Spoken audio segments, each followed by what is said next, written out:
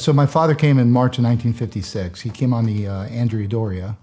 It was about two sailings before it capsized and sunk. So he came with my grandparents and my Aunt Angie, his sister, and my grandparents left the other siblings behind. You know, they left back my Aunt Salatine, my Aunt Nicolina, my Aunt Cecine, and my Uncle Vince.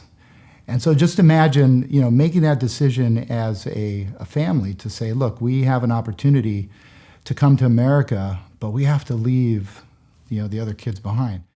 My dad was, and still is, he's just got a passion for soccer. Growing up, he had also a passion for radio. They used to gather around the radio and listen to soccer games. And of course, our team is Napoli.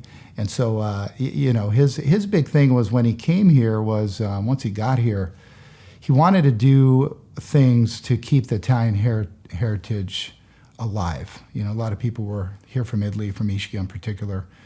And so a couple things happened that I recall. One, you know, 1960 he started a soccer team. The soccer team was called Olympia. They played at Daniels Field.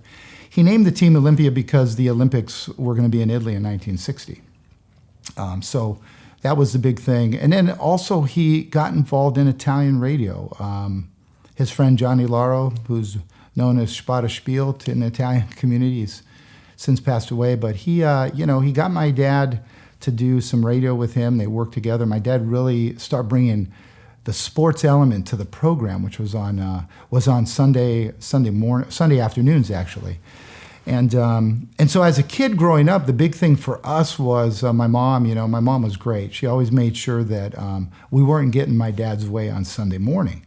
You have to think back to that time, and the way my dad did the program, he basically had a tape deck, a microphone. He had a shortwave radio. He would get the scores from Italy, and he would mix music and his voice without even a mixer. He'd start and stop the tape deck. He'd start it when the music played. And one thing he did, which you know, I look back and go, boy, we should have thought about this idea he had. He would actually take the tape recorder output and he would tap it into the phone line, and he would send his program over the telephone line to the station in Inglewood.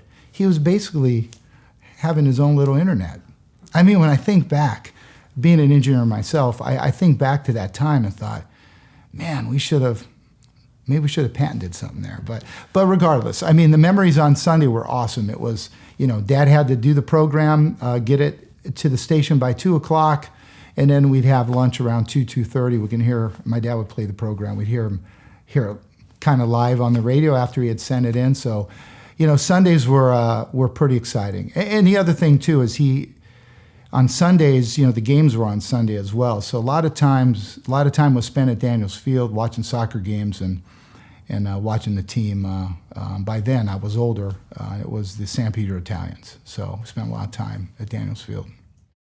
So the other thing my father did when we got into, I think it was more the 80s, was he would do a lot of Italian concerts here at the Warner Grand. And, you know, he was working with promoters, bringing folks like Toto Cutugno here, who was really big back then, Gigi D'Alessio and others. And, you know, the Warner Grand was sold out. And one of the more memorable ones he did was actually at the Hollywood Palladium, where they broadcasted this production that he was involved in with RAI, which is Italian television. They broadcasted it live back to Italy, and he was one of the main promoters of that event.